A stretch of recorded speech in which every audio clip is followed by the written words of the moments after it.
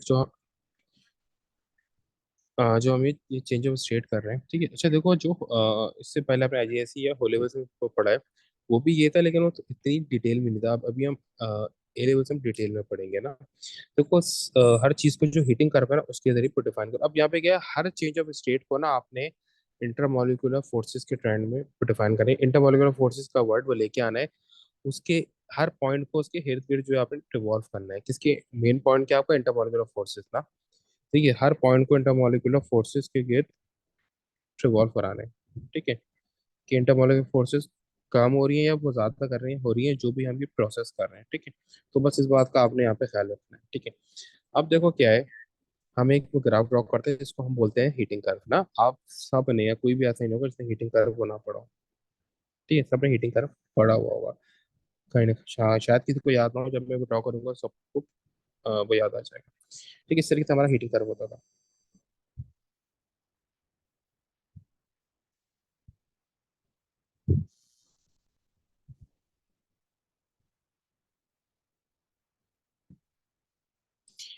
अब यहाँ पे देखो क्या है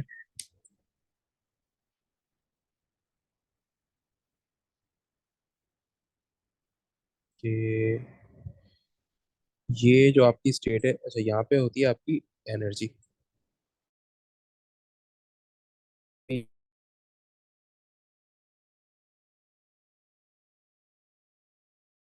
सेल्सियस या किसी में भी ले लो, और ये है आपकी स्टेट। स्टेट कैसे चेंज हो रही है, ठीक है। अब ये आपका, अगर हम उसकी नेमिंग करें, तो ये है आपका सॉलिड। ये जो आपका इंक्लाइंड है ये है लिक्विड, और जो इंक्लाइंड है ये है गैस। और जो चेंज ऑफ स्टेट हो रही है ये है आपका मेल्टिंग। ठीक है, ये है आपका बॉइलिंग। ठीक है, जाहिर सी बात है, जो लिक्विड से सॉलिड जाते हैं तो ड्यूरिंग दैट जो ये प्रोसेस होता है उसको क्या बोलते हैं, वो मेल्टिंग ना। अब इसको एक जरा समराइज कर लेते हैं, सॉलिड से लिक्विड और लिक्विड से गैस। ठीक है, सॉलिड से अगर हम लिक्विड जा रहे हैं, सही है, अगर हम सॉलिड से वो लिक्विड जा रहे हैं ना, इस तरीके से, अगर हम सॉलिड से वो लिक्विड जा रहे हैं तो वो होता है मेल्टिंग। क्या होता है, मेल्टिंग। और अगर लिक्विड से गैस जा रहे हैं तो वो होता है बॉइलिंग। लेकिन अगर हम यही जो है पूरा प्रोसेस अपोजिट करते हैं, तो गैस से वो लिक्विड क्या होगा और लिक्विड से सॉलिड क्या होगा। गैस से लिक्विड होता है कंडेंसेशन। क्या होता है, कंडेंसेशन। ठीक है, और लिक्विड से सॉलिड होता है फ्रीजिंग। लिक्विड से सॉलिड क्या होता है, ये फ्रीजिंग होता है। ठीक है, क्या होता है, फ्रीजिंग। अभी हम क्या पढ़ेंगे, ये हीटिंग कर्व है। ठीक है, यानी हीटिंग कर्व का मतलब कि सॉलिड से लिक्विड जब ये हीट करें तो क्या होगा, इंटरमोलिकुलर फोर्सेस वीक होगी। ठीक है, तो देखो यहाँ पे आप एक चीज नोट कर रहे होगे, जब मैं सॉलिड से लिक्विड की तरफ आ रहा हूँ ना, ये वो सॉलिड है, मैं इसको हीट कर रहा हूँ। ये जाहिर सी बात है, टेम्परेचर वो बढ़ रहा है। हीट कर रहा हूँ ना, तो ऊपर ये टेम्परेचर इंक्रीज हो रहा है। ठीक है, टेम्परेचर इंक्रीज हो रहा है। ठीक है, ये हीटिंग में, तो टेम्परेचर इंक्रीज हो रहा है ना जब मैं इसको हीट कर रहा हूँ तो सॉलिड में। लेकिन जैसे ही वो मेल्टिंग पे आता है तो टेम्परेचर कांस्टेंट हो जाता है। जैसे ही वो मेल्टिंग पे आता है तो देखो टेम्परेचर कांस्टेंट हो गया, पूरी मेल्टिंग एक ही वो टेम्परेचर पे हो रही है, फिक्स। पूरी मेल्टिंग एक फिक्स टेम्परेचर पे हो रही है। ठीक है, जब वो मेल्टिंग हो जाती है तो जब मैं दोबारा से वो लिक्विड पे आता हूँ, तो दोबारा से क्या होता है, इसका टेम्परेचर बढ़ना स्टार्ट हो जाता है। दोबारा से इसका टेम्परेचर बढ़ना स्टार्ट हो जाता है। अब ये क्या हो रहा है, टेम्परेचर इंक्रीज हो रहा है। तो ये क्या हो रहा है, टेम्परेचर इंक्रीज हो रहा है। लेकिन जब दोबारा से मैं जब बॉईल करता हूँ ना लिक्विड से गैस की, ये ट्रांजिशन स्टेट में आता हूँ, जब बॉईल कर रहा होता हूँ, तो दोबारा से ये वो कांस्टेंट हो जाता है। दोबारा से ये वो कांस्टेंट हो जाता है, इस तरीके से।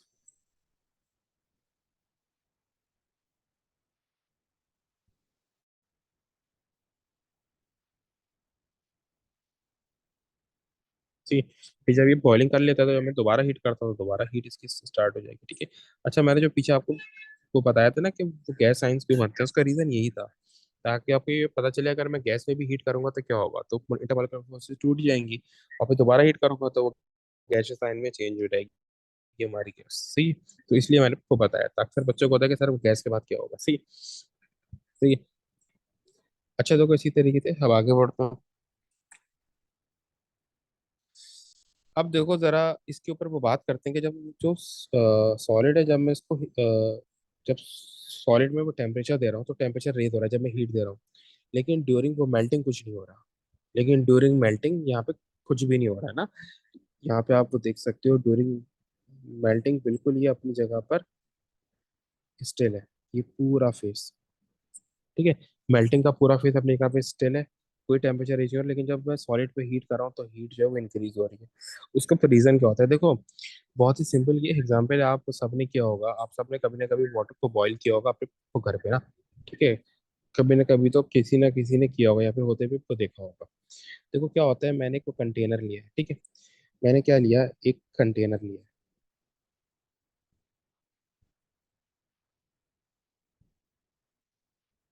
ठीक है, मैंने कोई कंटेनर लिया है, कंटेनर में मैंने लिक्विड मॉलिक्यूल्स ऐड करे। ठीक है, लिक्विड मेल्टिंग दोनों का सेम होता है, क्योंकि लिक्विड आप सबने मेजोरिटी ने को देखा होगा, ये वाला ये प्रोसेस अपनी ब्रैकेट आइस है, तो इसलिए मैं अभी ये लिक्विड के लिए डिस्क्राइब कर रहा हूँ, ठीक, यानी बॉइलिंग के लिए। ठीक है, दोनों के लिए सेम होगा, लिक्विड यानी बॉइलिंग और मेल्टिंग, इनके लिए सेम होगा। अभी देखो ये 5 लेयर्स है, ये 5 लेयर्स है मेरे पास, किसकी, वाटर की। लेयर 1, लेयर 2, हाँ,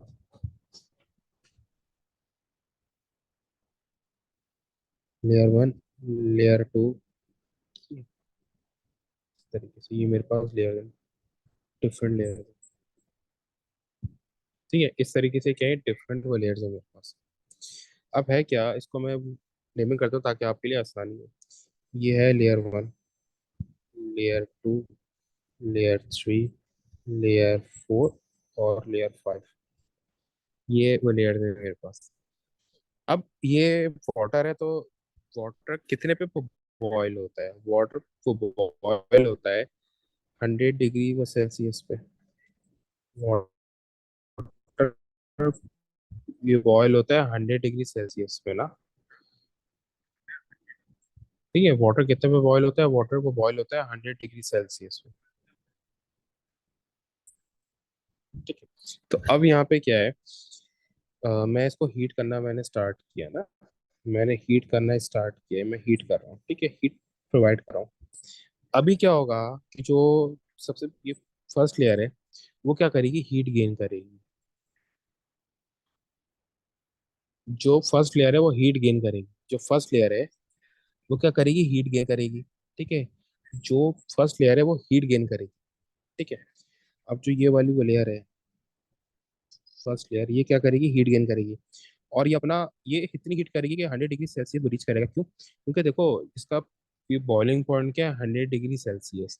तो यानी मैक्सिमम जो लिक्विड वाटर, यानी ये पाउडर की फॉर्म में जो टेम्परेचर होल्ड कर सकता है वो मैक्सिमम 100 डिग्री सेल्सियस है।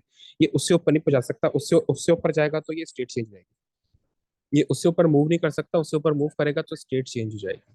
ठीक है, लेकिन मैं फिर भी हीट कर रहा हूँ, इसने अपना मैक्सिमम टेम्परेचर रीच कर लिया, मैं फिर भी हीट कर रहा हूँ, तो अब जो हीट कर रहा हूँ वो क्या काम करेगी हीट, वो वो हीट जो है वो, जो लेयर 1 है, लेयर 1, जो लेयर 1 है वो अपना 100 डिग्री जो है मेंटेन करके बाकी हीट ऊपर ट्रांसफर को कर रही होगी। लेयर 1 अपना 100 डिग्री सी मेंटेन करके बाकी सारी हीट ऊपर को ट्रांसफर कर रही है। सही है, जो सेकंड लेयर है वो येलो से, उसमें सारी हीट ट्रांसफर कर रही है। अब क्या है, लेयर 1 अपना पूरा 100 डिग्री सी पे मेंटेन करके लेयर 2 पे सारी हीट ट्रांसफर कर रही है। सही है, सारी हीट यहाँ पे ट्रांसफर कर रही है। अब क्या होगा, यही प्रोसेस चलता रहेगा, एक वक्त ऐसा आएगा कि लेयर 2 भी 100 डिग्री सी पे आ जाएगी, लेयर 2 भी 100 डिग्री सी पे आ जाएगी। अब लेयर 1 भी उस पे आ गई, लेयर 2 भी आ गई। अब ये इससे एक्सीड नहीं कर सकते, क्योंकि फिर तो बॉइलिंग स्टार्ट हो जाएगी। मैं फिर भी हीट कर रहा हूँ, तो अब क्या होगा, लेयर 1 और लेयर 2 अपना 100 डिग्री सी को मेंटेन करके लेयर 3 में हीट ट्रांसफर कर रही होगी। नहीं, अभी क्या कर रही है, लेयर 3 में हीट ट्रांसफर कर रही है। अब क्या है, लेयर 1 और लेयर 2 अपना 100 डिग्री सी उन्होंने को मेंटेन कर लिया। अब वो क्या कर रहे हैं, थर्ड लेयर पे हीट ट्रांसफर कर रहे हैं। क्या कर रहे हैं, थर्ड लेयर पे हीट ट्रांसफर कर रहे हैं। इस तरीके से अभी थर्ड लेयर पे हीट ट्रांसफर करते रहेंगे। क्या होगा, एक वक्त ऐसा आएगा, थर्ड लेयर भी अपना 100 डिग्री सी वो मेंटेन कर लेगी, वो रीच कर जाएगी। फिर ये भी क्या करेगी, अपना नीचे वाली तमाम लेयर्स जो है वो फोर्थ लेयर को हीट प्रोवाइड करेंगी अपना 100 डिग्री सी को मेंटेन करके। अब ये process through out the liquid चलता रहेगा। एक वक्त ऐसा आएगा कि तमाम लेयर्स अपना 100 डिग्री सी टेम्परेचर मेंटेन कर चुकी होंगी। अब एक क्वेश्चन है कि भाई अब जो मैं हीट दे रहा हूँ उसका क्या होगा। चलो कुछ हीट तो बाहर को ट्रांसफर हो जाएगी, वो कंटेनर है ना, उसके जरिए, उसकी वॉल्स के जरिए। लेकिन मैं हीट तो बहुत एक्सेस में दे रहा हूँ, तभी तो 100 डिग्री सी वो रीच कर रहा है। तो अब होगा क्या यहाँ पे विन के साथ, क्योंकि अब टेम्परेचर तो वो बढ़ नहीं सकता, टेम्परेचर वो बढ़ने का तो कोई रास्ता नहीं है। अब क्या होगा, जो फर्स्ट लेयर है ना, जैसे मैं ये फर्स्ट लेयर को दिखाता हूँ, ये फर्स्ट लेयर के 3 मॉलिक्यूल्स मैंने को बनाए ना, इस वाली लेयर के, ये 3 मॉलिक्यूल्स मैंने लिए इस लेयर के, ये 3 वो मॉलिक्यूल्स लिए।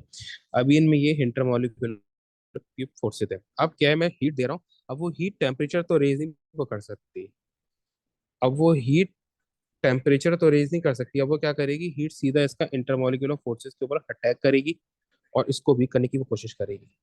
अभी ये लिक्विड है, ठीक है, तो क्या होगा, जब वो इनकी इंटरमोलिकुलर फोर्सेस वो हीट वीक कर देगी ना, तो ये गैस से किस में चेंज हो जाएंगे, ये लिक्विड से किस में चेंज हो जाएंगे, गैस में। ठीक है, तो क्या हो रहा है, बॉइलिंग हो रही है ना। कैसे हो रही है, अब जो मैं हीट दे रहा हूँ वो हीट इसके इंटरमोलिकुलर फोर्सेस के ऊपर वर्क कर रही है।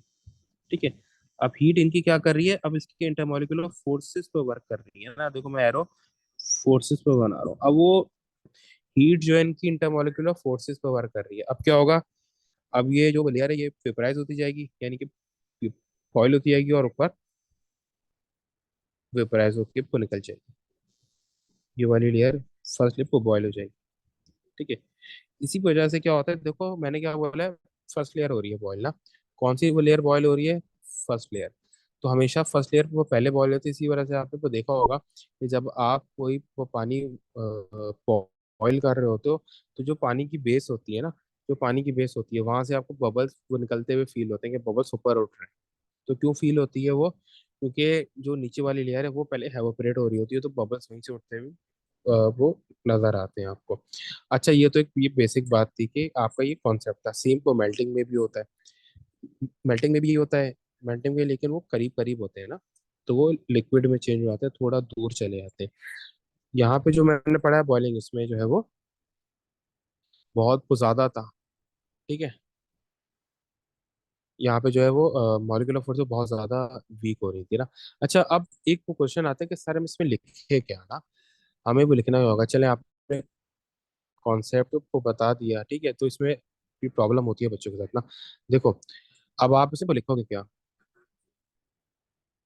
when the liquid is heated,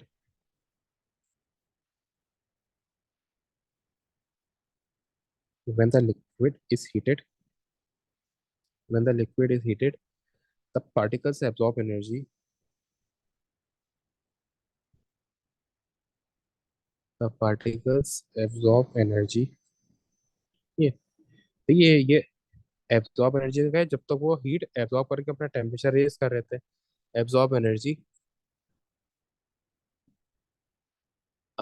until it is sufficient to sufficient it until it is sufficient to overcome intermolecular forces between the molecules,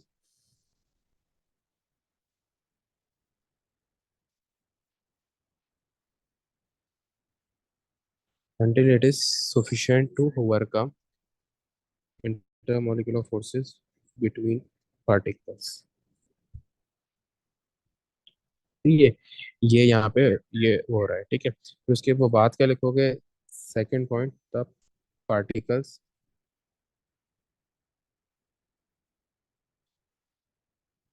break away, the particle break away from the fairly close arrangement। ठीक है, वो close arrangement से दूर दूर जा रहे हैं, break away हो रहे हैं, क्लोजली फेयर अरेंजमेंट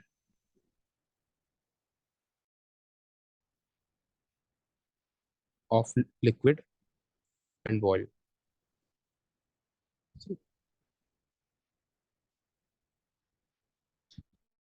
अब देखो मैंने क्या लिखा है, बंदा वो liquid is heated, when the liquid is heated, when the liquid is heated, the particles absorb energy until it is sufficient to overcome the intermolecular forces between them. से वही है ना कि पार्टिकल्स एनर्जी गेन करे, उस वक्त तक gain करते हैं जब तक वो जो इंटरमोलिकुलर फोर्सेस है उसको ओवरकम करने के लिए वो काफी ना हो जाए एनर्जी। उसके वो बात क्या होता है, the particles break away from the fairly close arrangement, यानी कि जो इनकी अरेंजमेंट थी उससे दूर दूर जाने लगते हैं। तो ये जो लिक्विड की और वो बॉल हो जाते हैं। सही है ये। देखो, ये ऊपर वाली चीज तो यही रहेगी, वहां पे सिर्फ क्या लिख दोगे, when the solid is heated ना, इसके बदले क्या लिख दोगे, when the solid is heated. अगर ये मैं मेल्टिंग के लिए लिखूंगा तो क्या करोगे, when the solid is heated the particle absorb energy until it is sufficient to this, the particle break away from the fairly close arrangement of solid and melts। बस इतनी सी बात है, ये चीज आपने यहाँ पे लिखनी है। सही। अच्छा देखो, मेल्टिंग और लिक्विड तो ये मेल्टिंग और बॉइलिंग तो ये हो गया ना, ठीक है। बाकी है कि मैं आपको नोट शेयर कर दूंगा, उसमें फिर दोनों की अलग अलग चीजें लिखी हुई है, ठीक है। अब बॉइलिंग के बारे में ना एक और वो थ्योरी होती है कि बॉइलिंग उस वक्त होती है जब आपका इंटरनल प्रेशर, जिसको ये वेपर प्रेशर बोलते हैं, वो एटमॉस्फेरिक प्रेशर के इक्वल आ जाए। ठीक है, ये आपकी डेफिनेशन है। अगर खाली ये डेफिनेशन पूछ ले तो आपका वो लगे, boiling occurs, boiling occurs when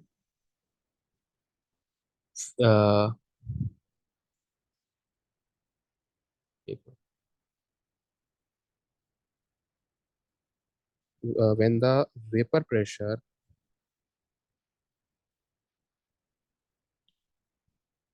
is equal to atmospheric pressure।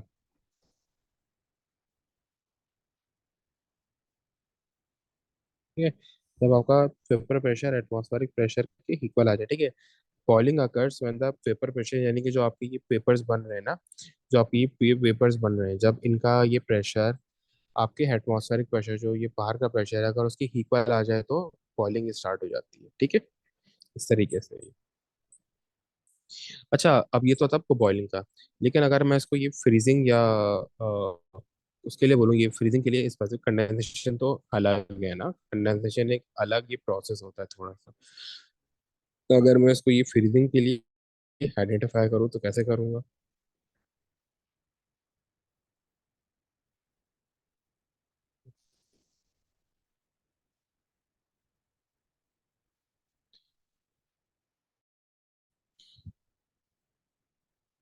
Freezing का बिल्कुल अपोजिट हो जाएगा ना, फ्रीजिंग और कंडेंसेशन का बिल्कुल अपोजिट हो जाएगा।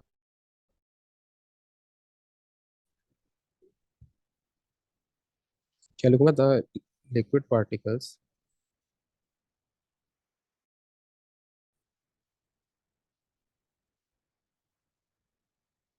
द लिक्विड पार्टिकल्स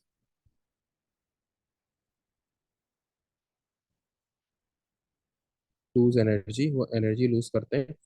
ठीक है, until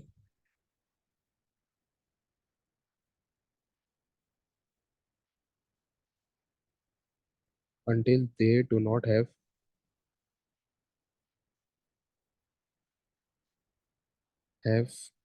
sufficient energy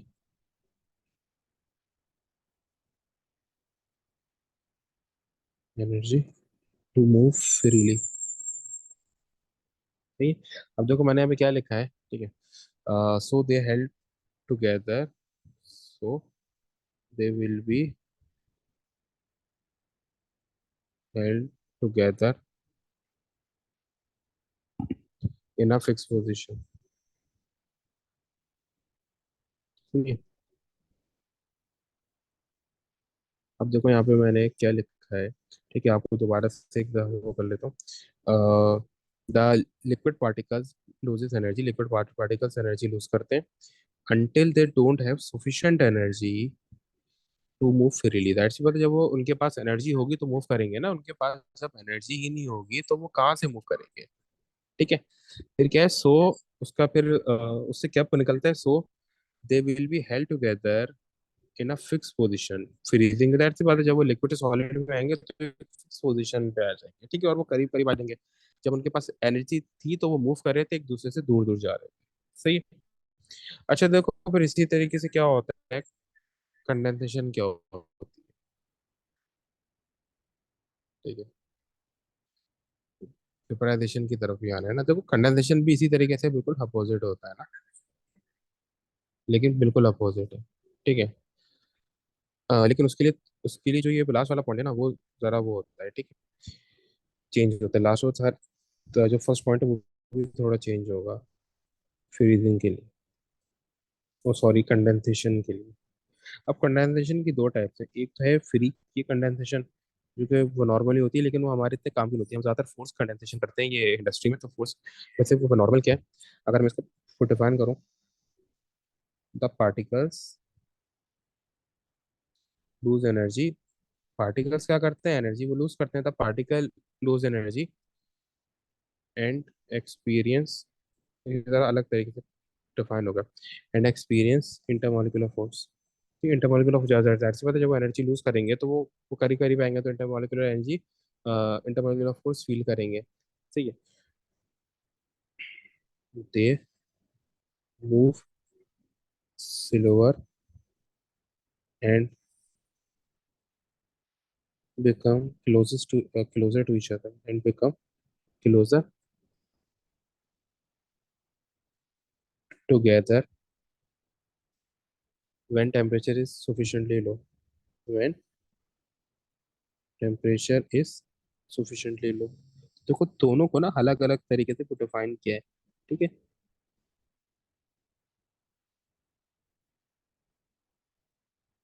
ठीक। देखो दोनों में जाहिर सी बात है कोई डिफरेंस था ना, दोनों की कंडीशन भी अलग थी, लेकिन जब हमने मेल्टिंग और बॉइलिंग किया तो उसमें हमने सेम किया, बस एक पॉइंट का डिफरेंस आएगा और कुछ भी नहीं, ठीक है।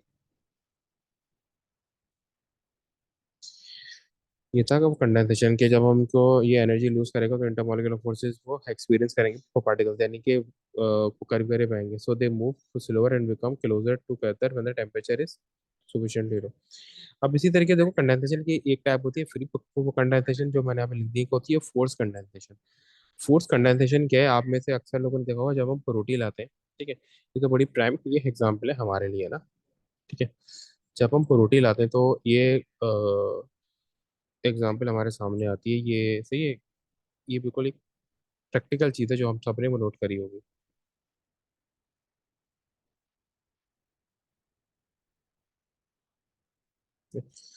अब देखो यहाँ पे,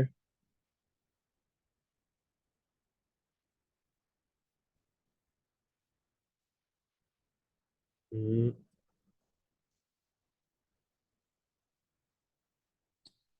ये फ्लैट से एक पुश हॉपर है, ये एक पुश हॉपर है, ये शॉपर का एरिया है, ठीक है, जिसमें आप रोटी ला रहे हो, ठीक है, क्योंकि तब आप ये पाकिस्तान आए होगे, आप सब ने चीज़ को नोट करी होगी, ठीक है। अब ये क्या है, ये मेरे पास जो एक रोटी ब्रेड है, ठीक है, ऐसी बात है बिल्कुल, ये गरम गरम आती है, ठीक है। तो क्या होता है, इससे बबल्स ऊपर को निकलते हैं, कई वेपर्स निकलते हैं, तो वेपर्स क्या है, अब उनको कोई स्केपिंग पॉइंट तो मिल नहीं रहा, तो वो सरफेस जो उसकी जो शॉपर की सरफेस है उस पर स्टक हो जाते हैं, क्या करते हैं, जो शॉपर की सरफेस है उस पर स्टक हो जाते हैं ऊपर,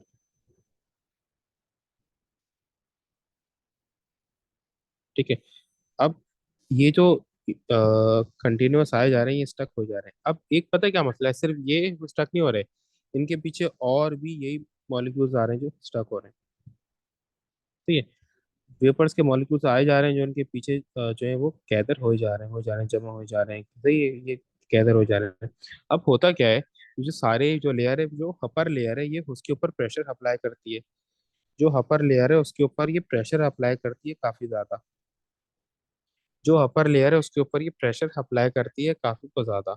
तो क्या होता है, अब जो अपर लेयर है जो मैंने ग्रीन से शो करी है, अब उसके पास कुछ चारा ही नहीं होता भाई, वो क्या करेगी, पीछे से उसको बहुत ज्यादा ये प्रेशर फील हो रहा है, तो वो क्या करती है, अपनी सारी की सारी हीट जो है वो बाहर ट्रांसफर कर देती है, सही है। जब ये हीट को ट्रांसफर करेगी तो क्या होगा, जब ये हीट अपनी ट्रांसफर बाहर करने पर लग जाएगी तो क्या होगा, ये गैस से किस में चेंज हो जाएगी, लिक्विड में, ठीक है, क्योंकि अपनी एनर्जी बाहर ट्रांसफर कर रही है ना, एनर्जी बाहर ट्रांसफर कर रही है, एनर्जी आउट, ये एनर्जी वो ट्रांसफर कर रही है, तो किस में चेंज हो जाएगी, गैस है वो लिक्विड में, इसको बोलते हैं फोर्स कंडेंसेशन। अच्छा देखो अब जरा ये पेपराइजेशन और बॉइलिंग के दरम्यान जो डिफरेंस है उसके ऊपर जरा आपको बात करते हैं कि क्या इनमें हुआ है ना, बॉइलिंग और एवापोरेशन में। देखो वेपराइजेशन की दो टाइप्स होती है ना, तो ये वेपराइजेशन की दो टाइप्स है, एक है बॉइलिंग और एक है एवापोरेशन, ठीक है। इनमें डिफरेंस क्या होता है इसके ऊपर बात करते हैं, ये वो बॉइलिंग और ये एवापोरेशन है मेरे पास, ठीक है। देखो सबसे पहला वो डिफरेंस क्या होता है बॉइलिंग और एवापोरेशन के, कि बॉइलिंग जो है वो बल्क में होती है, यानी bulk phenomena through out the liquid होती है, ठीक है। सबसे पहला तो ये डिफरेंस है। लेकिन एवापोरेशन एक सिर्फ सरफेस फिनोमेना है, सिर्फ और सिर्फ सरफेस फिनोमेना है, ये सिर्फ सरफेस पे होती है। एवापोरेशन सिर्फ और सिर्फ सरफेस पे होती है, वेयर एज इसको पॉइंट वन ही है, ये एवापोरेशन का पॉइंट वन है, मैं टू लिख देता हूँ।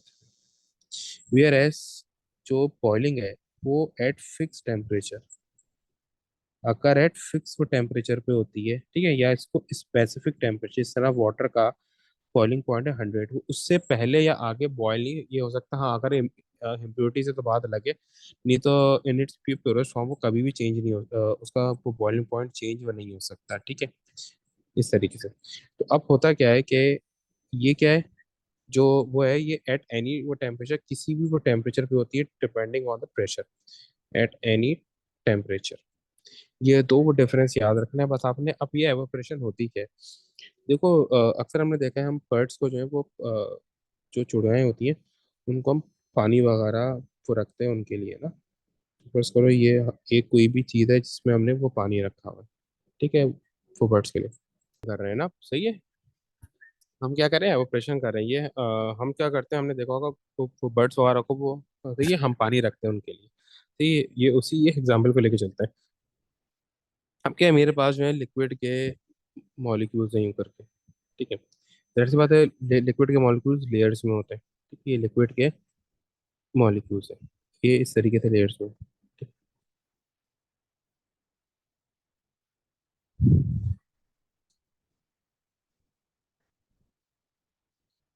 ठीक है, ये इनकी लेयर है, चार लेयर्स।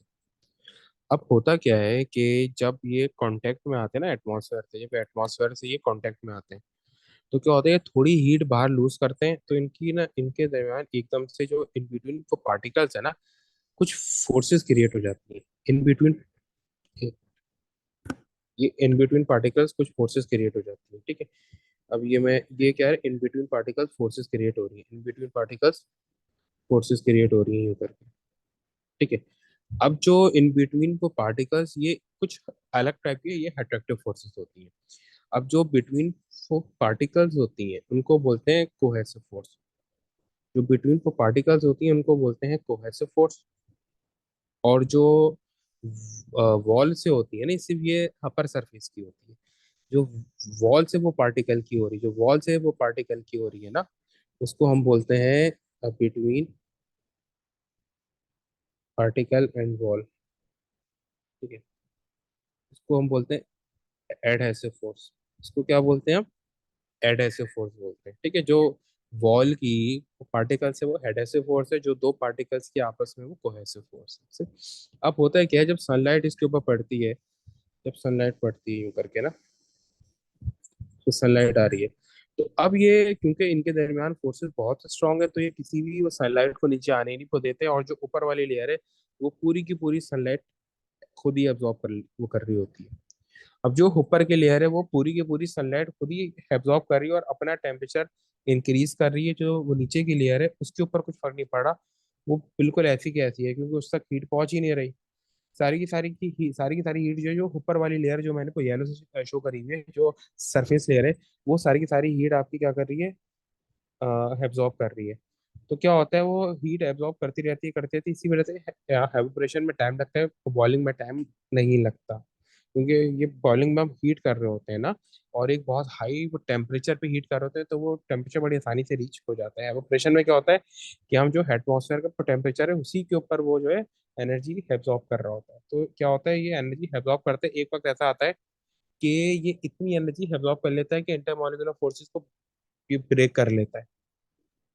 अब ब्रेक करने के बाद जो ऊपर वाली लेयर है वो एवोपरेट हो जाती है।